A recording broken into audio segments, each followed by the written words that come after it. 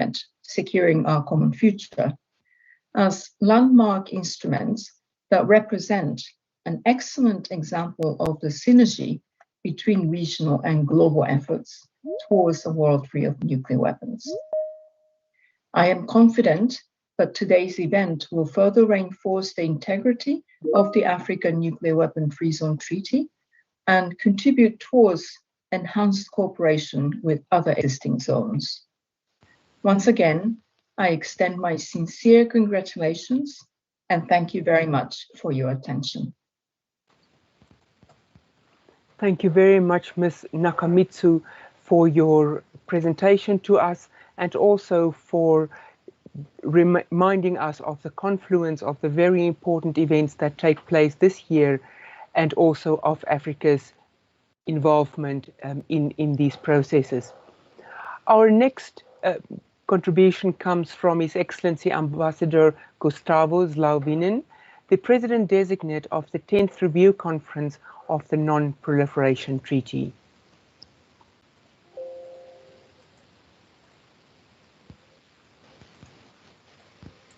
It is my great pleasure to address the state parties and signatories to the African Nuclear Weapon Free Zone Treaty on the occasion of the 25th anniversary of the treaty's opening for signature.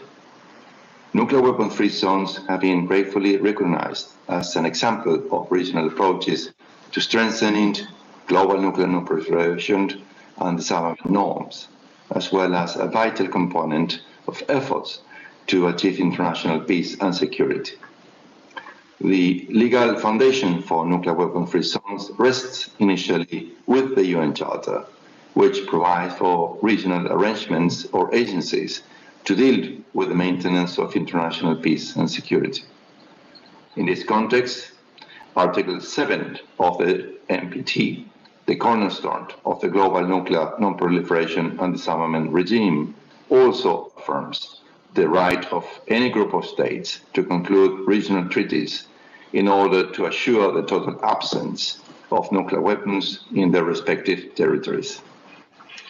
Nuclear weapons-free zones contribute to the achievement of the NPT's broader goal of nuclear non-proliferation and disarmament. Such zones, comprising of more than 100 state parties, have been a natural vehicle for the wider universalization of the NPT regime over the past 50 years. Each of the treaties establishing nuclear weapons-free zones have added crucial elements that reinforce the NPT regime, such as including prohibitions for nuclear testing, promoting IAEA safeguard standards among state parties, and adopting protocols on negative security assurances. The Pelindaba Treaty, in particular, was negotiated in challenging and introduced provisions on verification of dismantled nuclear weapons based on the unique experience of one of its states parties. At the same time, nuclear weapons-free zones equally underscored the inalienable right of states for the use and sharing of nuclear science and technology for peaceful purposes under Pillar 3 of the NPT. In this context, I applaud the African Commission on Nuclear Energy, AFCONT, for its concerted initiative to ensure state parties benefit from peaceful nuclear science and technology applications in the areas of health, agriculture, and energy. Its systematic efforts to promote technical cooperation in support of socio-economic, scientific, and technological development in Africa will have significant benefit for all people on the continent. Its cooperation with the IAEA and other relevant international and regional bodies and organizations sets a standard others should follow.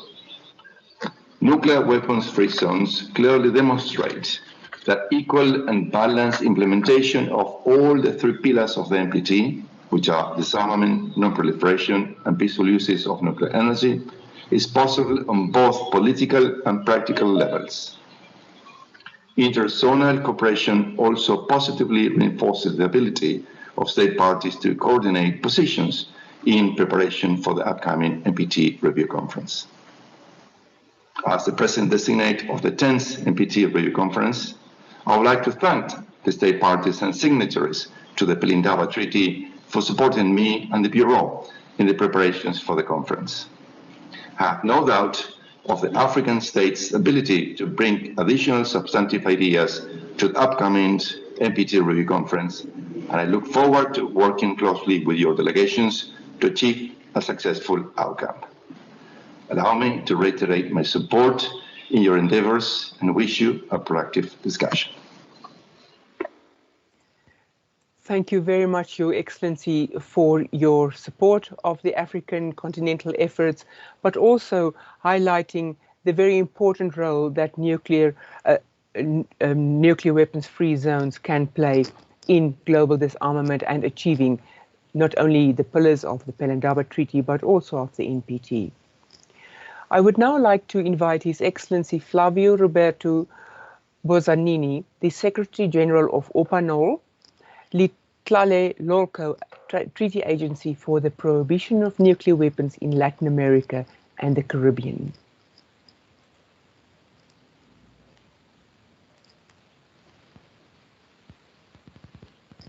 Excellencies, ladies and gentlemen, dear friends, I'd like to start my intervention by congratulating all states parties to the African Nuclear Weapons Free Zone Treaty for the decision of convening this commemorative event, which marks the 25th anniversary of the opening for signature of the Treaty of Pelindaba. It is a pleasure and a great honor to participate in this event.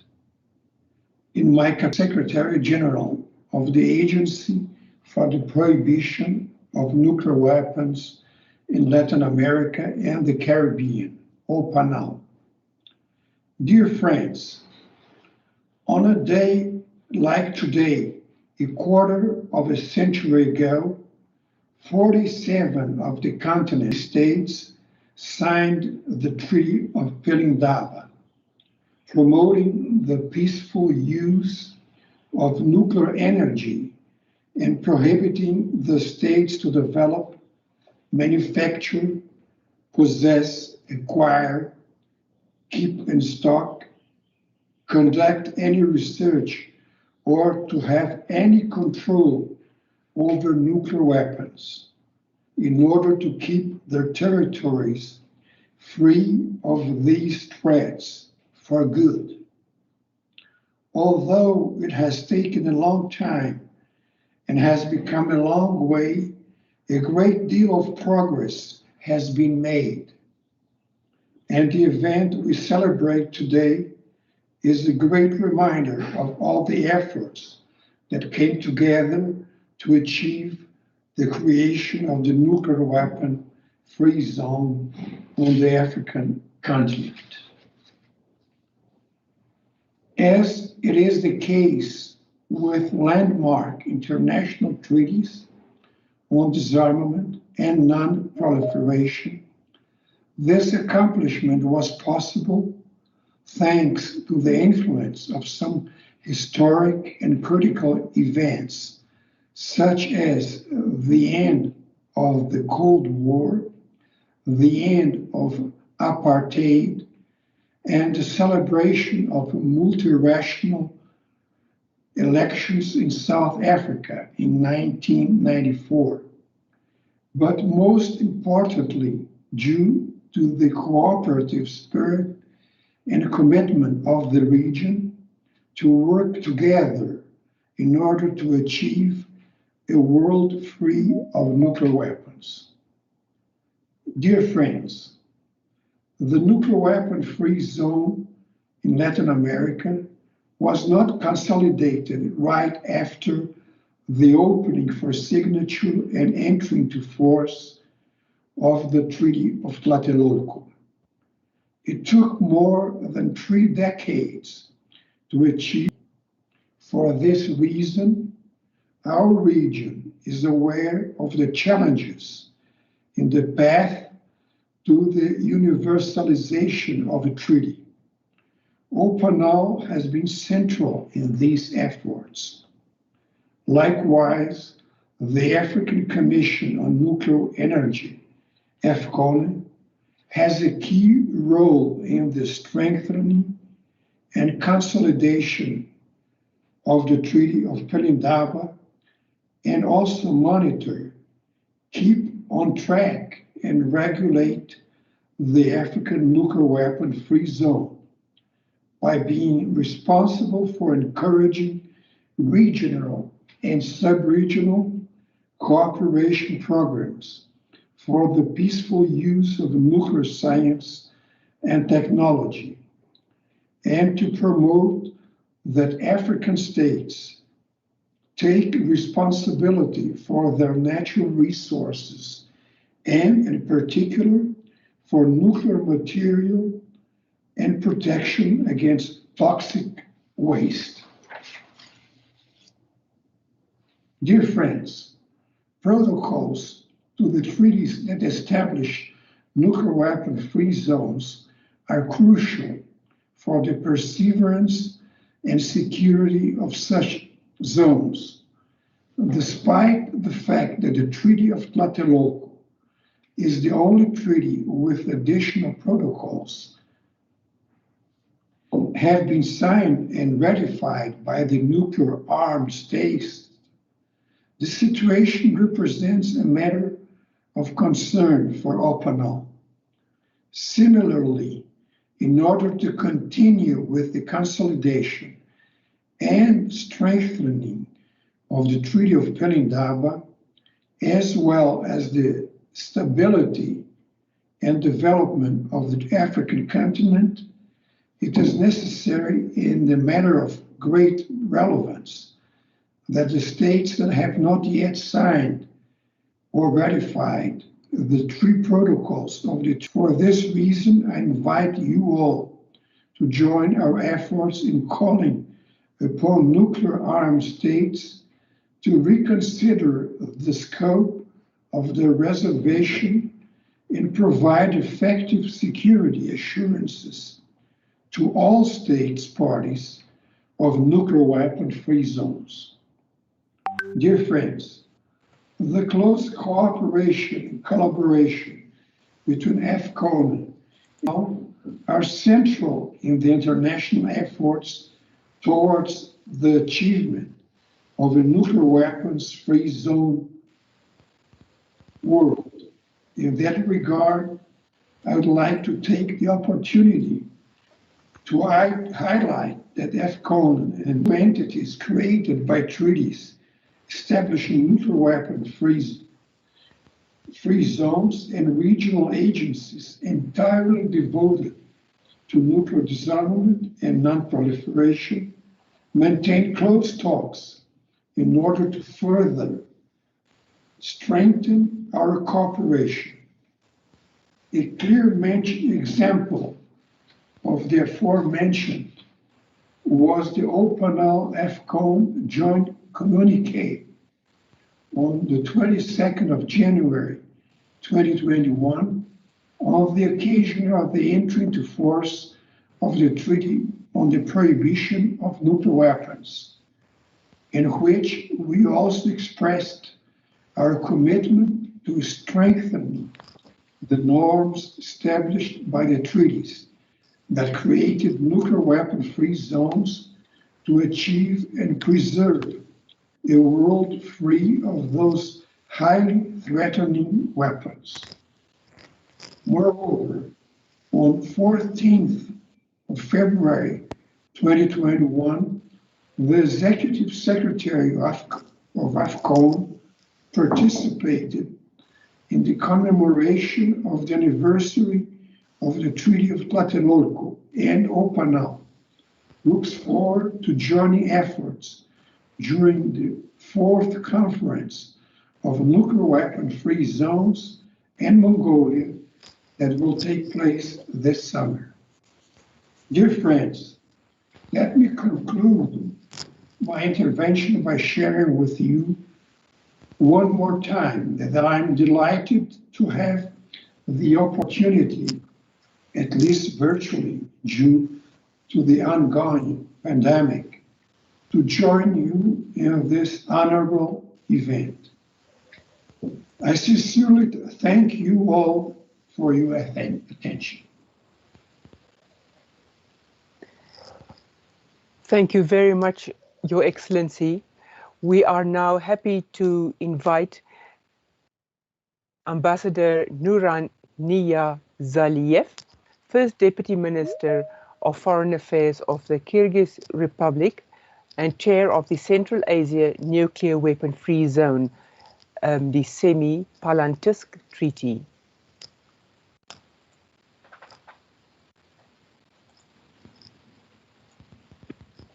Mr. Chairman, ladies and gentlemen, Excellencies, greetings from Bishkek, Kyrgyzstan.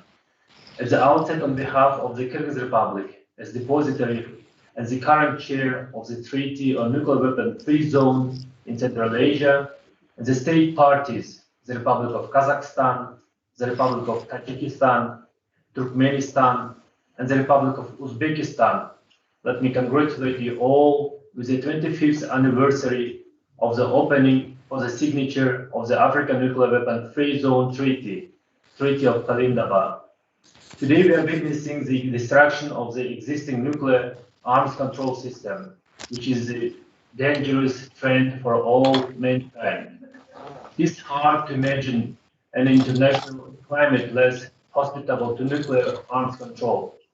Under such circumstances, it is more important than ever to recognize and strengthen those nuclear disarmament and non-proliferation approaches that continue to be nuclear weapon-free zones and the Nuclear Non-Proliferation Treaty.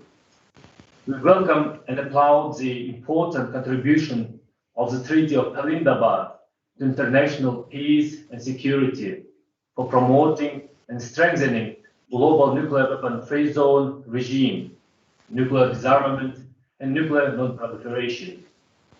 Pelindaba, Tlatelolco, Rarotonga, Bangkok, and Central Asian and Antarctic treaties, as well as the Mongolia's nuclear weapon-free status, are playing an important role in enhancing regional cooperation and security, and to global efforts to completely eliminate nuclear weapons and prevent their proliferation. Today we have to work together to strengthen the coordination and cooperation among nuclear weapon-free zones. This activity may include promotion of the exchange of good practices and lessons learned, as well as to support regional processes on creation of nuclear weapon-free zones. In this regard, we note with regret that conference on the establishment in the Middle East of a zone free of nuclear weapons and all other weapons of mass destruction and their delivery systems, as mandated by the 2010 NPT Review Conference, has not been convened yet. However, we take positive note of the work of the United Nations Conference on the same theme, which held its first meeting in November 2019. We welcome the fourth Conference of the Nuclear Weapon-Free Zones in Mongolia to be held in New York on the 21st July 2021, in advance of the 2021 Review Conference of the parties to the Treaty on the Non-Proliferation of the Nuclear Weapons. The Kyrgyz Republic will take an active part in their work with a view to moving towards a nuclear weapon-free world. Mr. Chairman, this year we will mark the 50th anniversary of the signature of the Central Asian Nuclear Weapon-Free Zone Treaty.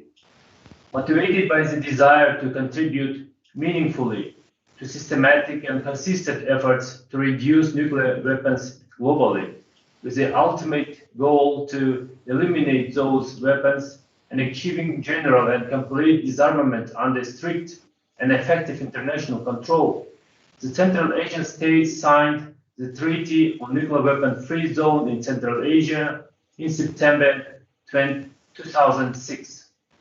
The treaty was signed in the city of Semipalatinsk of Kazakhstan, where in one of the world's largest, Kazakhstan is also the coordinator of the zone for the 2020-2021 cycles.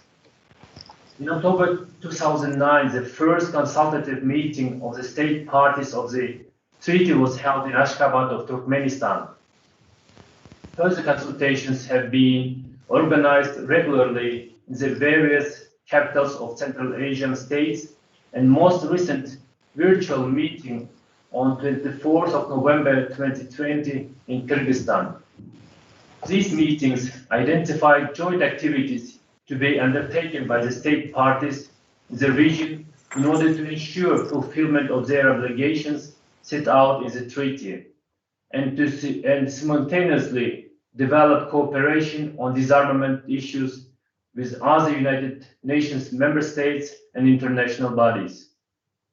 During the last meeting, the state parties identified the following main priorities for the 2020-2021 period.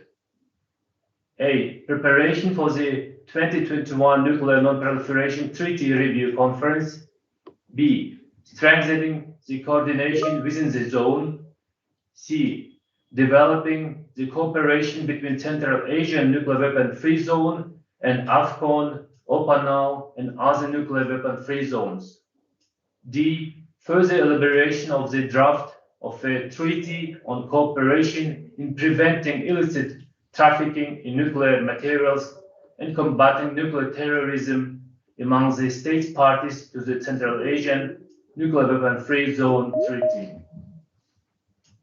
On 3rd of November 2020, United Nations General Assembly First Committee adopted a resolution entitled Treaty on a Nuclear Weapon Free Zone in Central Asia without a vote, and confirmed it at the plenary session of the United Nations General Assembly on the 7th of December the same year. Mr. Chairman, on the 6th of May 2014, the 5 nuclear weapon states, namely